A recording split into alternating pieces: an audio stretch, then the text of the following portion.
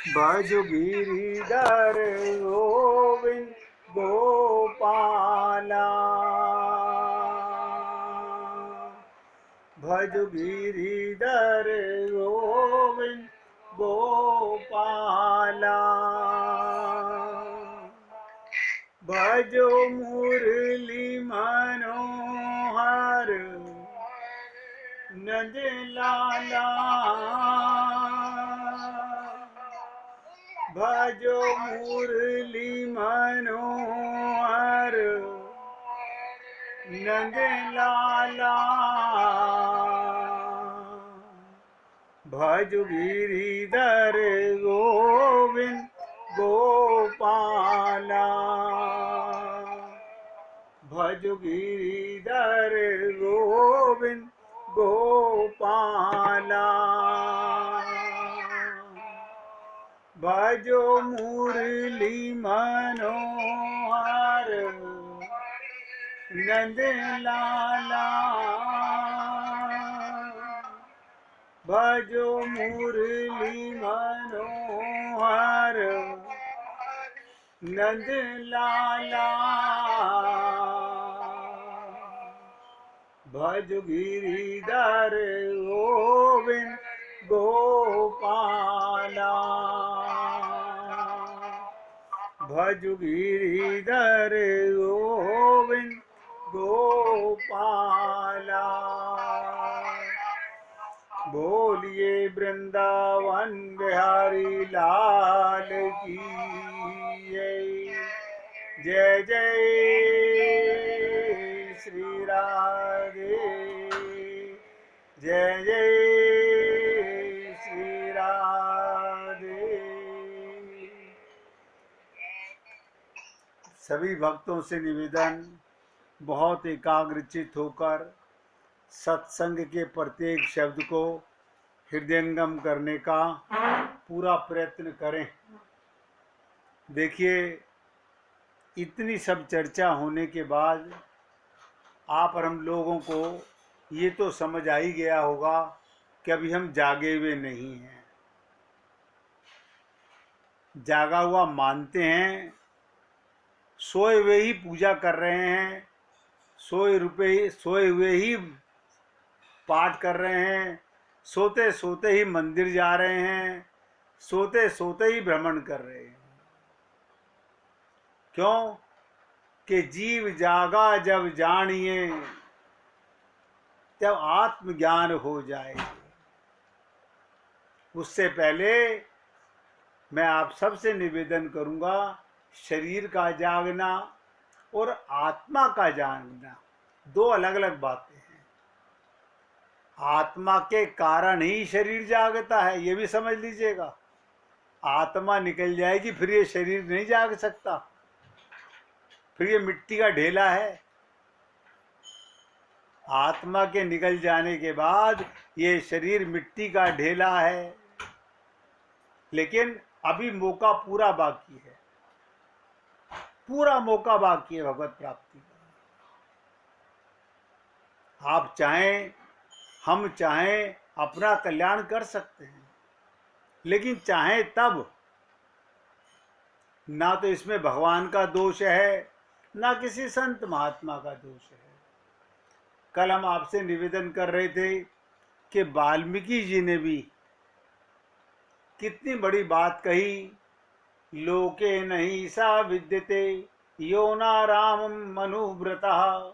विश्व में एक भी जीव ऐसा नहीं है जो भगवान का अनुयायी ना हो। तो आपने सोचा होगा कि ऐसे बहुत से लोग हैं जो भगवान को नहीं मानते। हमने बहुत आपसे इस विषय में चर्चा की।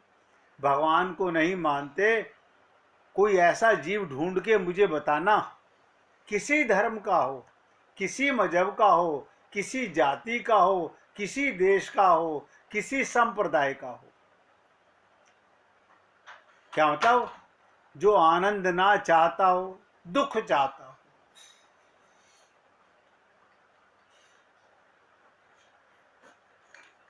मेरे अपने इस जीवन काल में मैंने तो केवल एक गोपी को देखा, देखिए अपने जीवन काल की बात बता रहा हूं, संतों के मुख से सुना, एक गोपी ऐसी हुई, अर्जुन की मां, भीम की मां, आप सब लोग जानते होंगे, जिसने भगवान से निवेदन किया कि हे गोविंद मुझे विपदा दीजिए, विपदा दीजिए।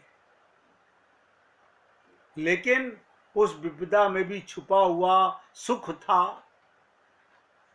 भगवान श्री कृष्ण ने पूछा, अरे बुआ, सारे जीव तो सुख मांगते हैं, तू विपदा क्यों मांग रही है? बोली, केशव तुम नहीं जानते, क्योंकि विपदा में तुम हमेशा साथ होते हो। देखिएगा कितनी विचित्र बात है। ऐसे संसार में जीव कहां से खोजेंगे हम लोग? आप हम लोगों ने महाभारत देखा होगा, और कहीं भी नहीं देखा होगा तो टीवी पे तो देखा ही होगा, कभी न कभी सुना भी होगा। सोच के देखिएगा, विपदा मांग रही है। उसका कारण था कि उसे पता था कि विपदा में नारायण को अनुभव करती हूं। और आप हम लोग, हे प्रभु हमें आपकी जरूरत नहीं है, हैं? हमें तो संसार का सुख चाहिए, इंद्रियों का सुख चाहिए। चलो अच्छा है, कम से कम अब इतना ज्ञान तो हो गया होगा कि संसार का सुख और इंद्रियों का सुख क्षण भंगुर है, मरने वाला है।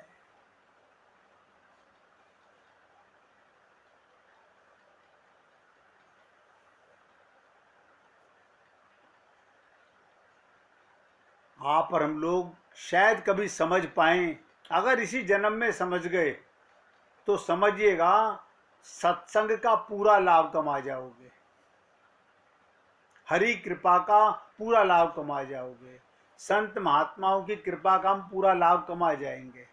वरना नुकसान बहुत बड़ा है। बस कमाई इतनी होगी कि फिर कभी द्वारा मनुष्य शरीर मिलेगा, मिलेगा अवश्य मिलेगा, लेकिन कब मिलेगा इसका कोई ठिकाना नहीं। फिर कभी यही आपका सत्संग वहां काम आएगा, पूर्व जन्मों की कमाई काम आएगी, फिर कहीं संत महात्मा मिलेंगे, कहीं सत्संग हम लोगों को मिलेगा। लेकिन कल्पा टालने वाला जीव इस मोह निद्रा में सोया पड़ा रहता है, सोया पड़ा रहता है। ऐसा संसार में एक भी जीव नहीं, अगर कोई कसम भी खा ले, मैं प्रतिज्ञा कर लूं कि मैं ईश्वर का विरोध करूंगा, वो तो प्रकांड आस्तिक हो गया। आप कहेंगे ऐसे कैसे? जो ये कहे मैं ईश्वर का विरोध करूंगा, वो तो सबसे बड़ा आस्तिक हो गया। आपने सुना होगा हमारे यहाँ हिरण्यकश्यपु आदि हुए, ये प्रकांड आस्तिक हुए। कंस विरोधी नहीं था, शिशुपाल विरोधी नहीं था, सबको भगवत प्राप्ति हो गई।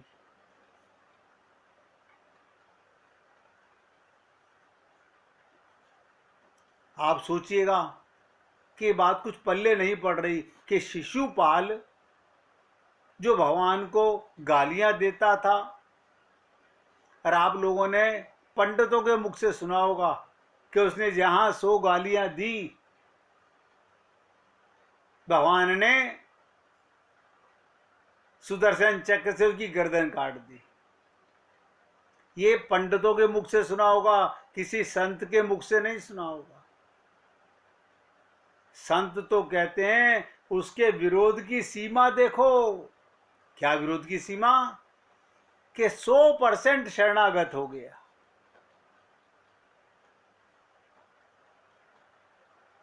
24 घंटे हर सांस में भगवान को गालियां दे रहा है। कंस भी यही कर रहा था, हिरण्यकश्यप भी यही कर रहा था। और मैं कह रहा हूं ये प्रकांड आस्तिक हुए।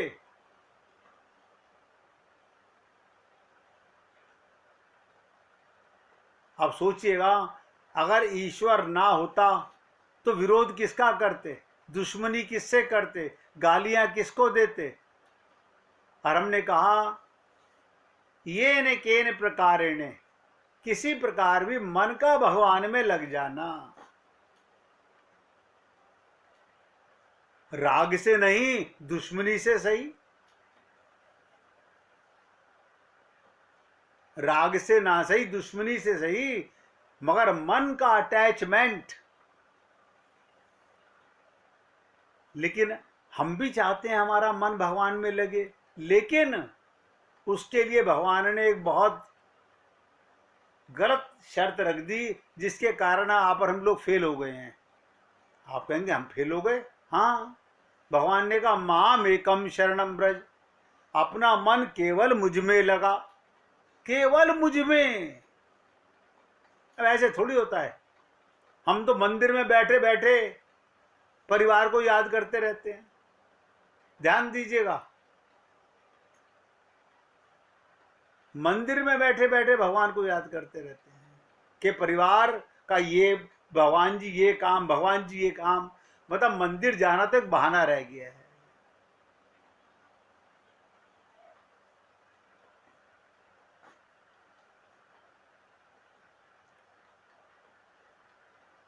एक बहाना रह गया है।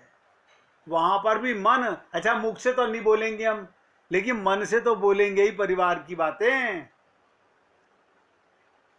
और भगवान ने कहा माम एकम, भगवान ने ये नहीं कहा आप इंद्रियां मुझे दो, ध्यान दो। भगवान ने नहीं कहा आप इंद्रियां मुझ में लगाओ। वो कहते हैं ये शरीर और ये शरीर की इंद्रियां सब संसार को दे दो, इनकी खूब सेवा करो, बस अपना मन। लेकिन हम लोग यहां आके सब फेल हैं। ऐसे थोड़ी होता है, बहानेबाजी करते हैं हम लोग, ऐसे थोड़ी होता है। सोचो, अगर ईश्वर ना होता तो सत्संग किसका करते? ये प्रेम रस का सार जो हम आपके साथ चर्चा कर रहे हैं, किसकी करते? जब हमने आपसे कहा है प्रेम जगत में सार, और कोई सार नहीं, तू कर ले प्रभु से प्यार, और कोई प्यार नहीं। इसलिए जिन लोगों को आपने सुना होगा कि वो भगवान के विरोधी थे, मैं उन्हें विरोधी नहीं मानता, मैं उन्हें सबसे बड़ा आस्तिक मानता हूं।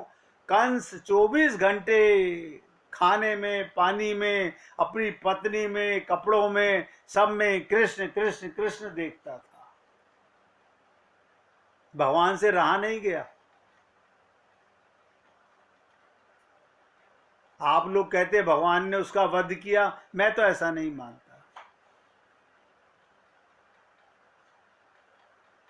भगवान ने उसके पाप का अंत किया। आत्मा को तो भगवान भी नहीं मार सकते, तो भगवान कैसे वध करेंगे? और देखिएगा, इतिहास गवाह है, श्रीमद् भागवत महापुराण, गीता, रामायण तमाम भरी पड़ी हैं। इन राक्षसों को भी भगवत प्राप्ति हुई।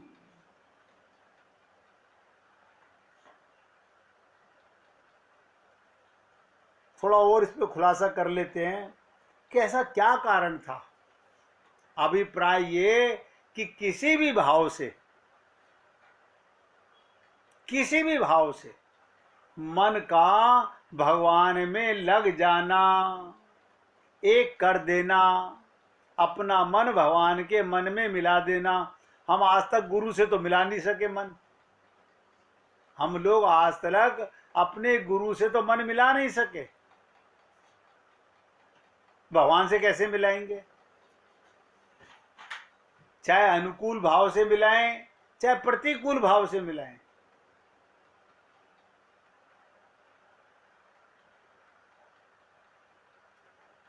वेद व्यास जी ने इसके ऊपर बहुत सुंदर कहा कि कामम क्रोधम भयम स्नेहमेक्यम सौहार्दमेव च नित्यम हरो विद्यतो यान्ति तन्मयातम नीते। भगवान वेद व्यास जी क्या कहते हैं? काम से मिलाओ भगवान से। बहुत सारी गोपियां थी, काम भावना से भगवान को प्यार किया। बहुत सारे राक्षस ऐसे हुए, उन्होंने क्रोध भाव से भगवान से प्रेम किया। कंस ने भय से प्रेम किया, कुछ गोपियों ने स्नेह से प्रेम किया।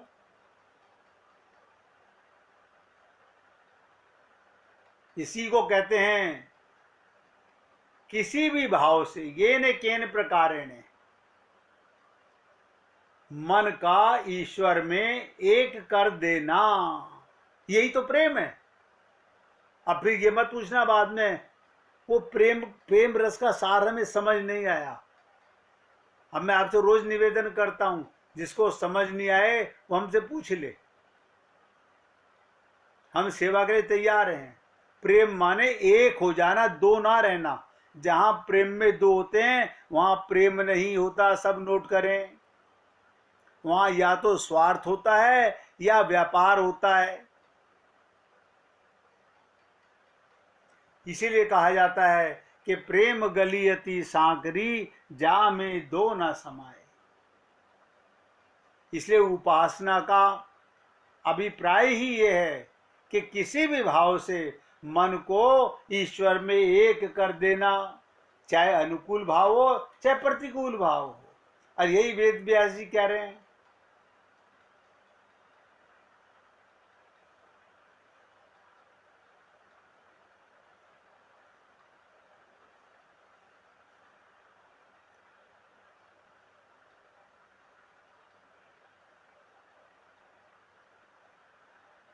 और आप और हम लोग भूल जाते हैं कि किसके रहमो करम पर हम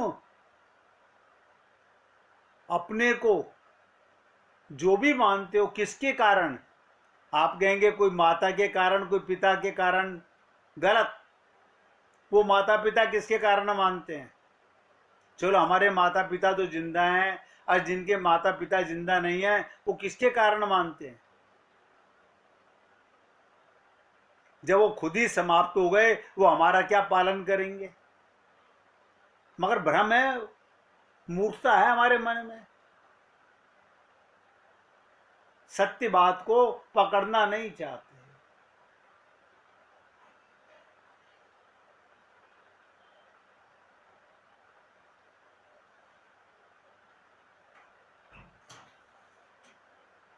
इसीलिए बहुत बार आप लोगों से निवेदन किया गया, कल भी मैंने आपसे निवेदन किया था एक छोटे से दोहे के माध्यम से कि कबीर जी क्या कह रहे हैं, हरि रस पिया जानिए। आप रुआवजा बता देते, मैंगो रस कह देते, मौसमी का रस कह देते, संतरे का रस कह देते, जो हमारे अनुभव का है। हम सब ने वो रस तो खूब पिया है, लेकिन कबीर जी कुछ और बात कह रहे हैं। हरि रस पिया जानिए जे कबहू व जाए खुमार, मैमता घूमत रहे नाही तन की सार। अब ये बहुत गहरी बात है। ऐसे बहुत संत महात्मा हुए हैं, ऐसे बहुत भक्ता हुई हैं, भगवान को पाने वाली गोपियां सर्वश्रेष्ठ हुई हैं, जो ना ही तन की आस ना ही तन की सार, भगवान के प्रेम का रसपान करने का नशा,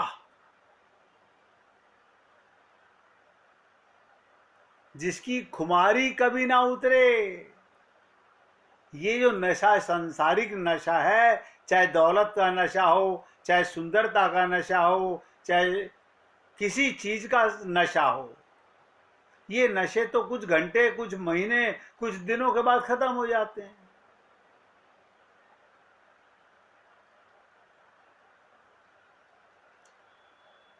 जिसका नशा उतर जाए, इसका मतलब अभी भगवत प्रेम का नशा नहीं लगा है।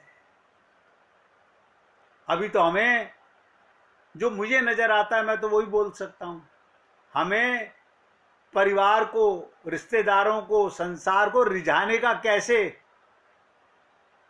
कोई मुझसे बुरा ना मान जाए, अभी तो इनका नशा चढ़ा हुआ है हम लोगों को। कितने ही संत महात्मा कहेंगे अरे भगवान भी आके कह चुके माम एकम शरणम ब्रज, तो हमने कौन सा मान लिया। हम मानेंगे वही जो हमारा पापी मन कहेगा, और जो इस रस को पी लेता है, जिसको इसकी खुमारी चढ़ जाती है, जो इस प्रेम रस को पहचान लेता है, वो इस रस में मस्त होकर मतवाले की तरह इधर उधर घूमने लगता है। क्या बताओ, उसे अपने शरीर की सुध भी नहीं रहती। और आप हम लोगों को, अरे बाबा क्या बात कर रहे हो, हम लोगों को अपने शरीर की नहीं, शरीर के ऊपर कपड़ों की इतनी सुध रहती है।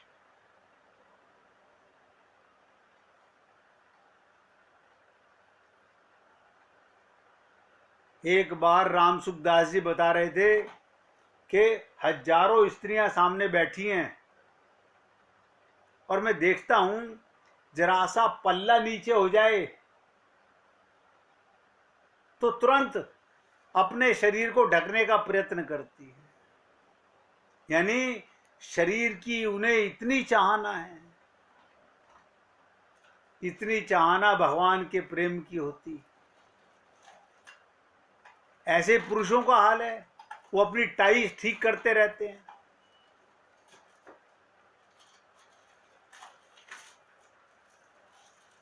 यानी ये तन विष की फेरनी हरि अमृत की खान, ये जहर का भंडार है, एक दिन समाप्त में होने वाला है। शरीर की शुद्धि, भक्ति भाव में डूबा हुआ व्यक्ति सांसारिक व्यवहार की भी परवाह नहीं करता। सांसारिक व्यवहार की, अरे बाबा भक्त प्रहलाद का तो आप सब लोग बहुत बार सुन चुके हो। उन्हें अपने पिता की परवाह नहीं, माता की परवाह नहीं। राक्षस का पुत्र था, उसे कोई परवाह नहीं। इसे कहते हैं प्रेम का नशा। भक्ति भाव में डूबा हुआ व्यक्ति सांसारिक व्यवहार की परवाह नहीं करता। और आप हम लोग, हमें पहले हमारी दृष्टि में संसार है। जिस दृष्टि से आप संसार को देख रहे हो, मेरी इतनी सी बात को सोच लीजिएगा, वो किसकी ताकत से देख रहे हो संसार को। मैं किसी को अपनी माता, अपना पिता कहता हूं, वो कौन है जो मेरे अंदर मुझे ये ज्ञान प्रदान करने की हिम्मत दे रहा है। उसको भूल रहे हैं जो 24 घंटे हमारे को अपने होने का प्रमाण देता है। देखो ध्यान से, लोग कहते हैं हमें भगवान की अनुभूति नहीं होती, फिर अनुभूति होती किसकी है। आपको कहेंगे, आप कहोगे मुझे खट्टे की अनुभूति होती है, मीठे की अनुभूति होती है। चलो यहीं पे समझ लेते हैं, ये मीठे की अनुभूति किसके कारण होती है? शरीर के कारण नहीं, जीव के कारण। बहुत ध्यान से सुनिएगा। आप लोग कहेगा कि मेरी जीव का स्वाद है, तो जीव तो जड़ है। ये तो मरने के बाद भी जीव रहती है शरीर में, उसको तो स्वाद नहीं आता। अब इतनी गहरी बात हम सोचते नहीं ना, तो सोचो, कब सोचोगे? देखो कमाल है, मैं जिसकी ताकत से बोल रहा हूं, आप जिसकी ताकत से सुन रहे हैं, उसी को भूले बैठे हैं। और लोग कहते हैं भगवान की अनुभूति हमें कब होगी।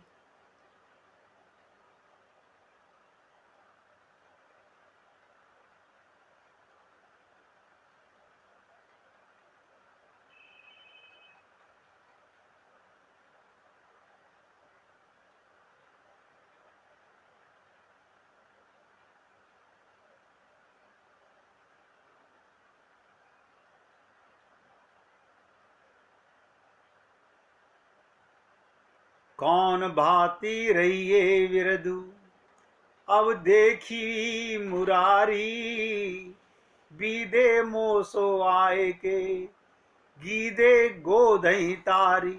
कमाल है राम का।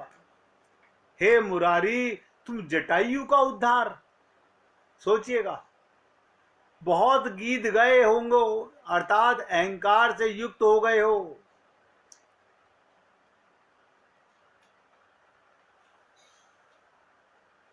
हम सोचते हैं जटायु का उद्धार कोई नहीं कर सकता, और वो केवल भगवान ने किया।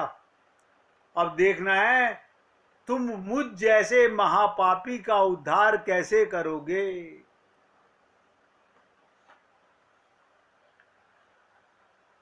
अब सोचो, भगवान से कहो तुम्हारा मेरे से पाला पड़ा है, मुझ जैसे महापापी का उद्धार कैसे करोगे, जो ना तुम्हारी मानता ना गुरु की मानता, उसका उद्धार कैसे करोगे। परमात्मा उसका भी उद्धार करना चाहते हैं। अब 1 मिनट कीर्तन करेंगे, फिर आगे बढ़ते हैं।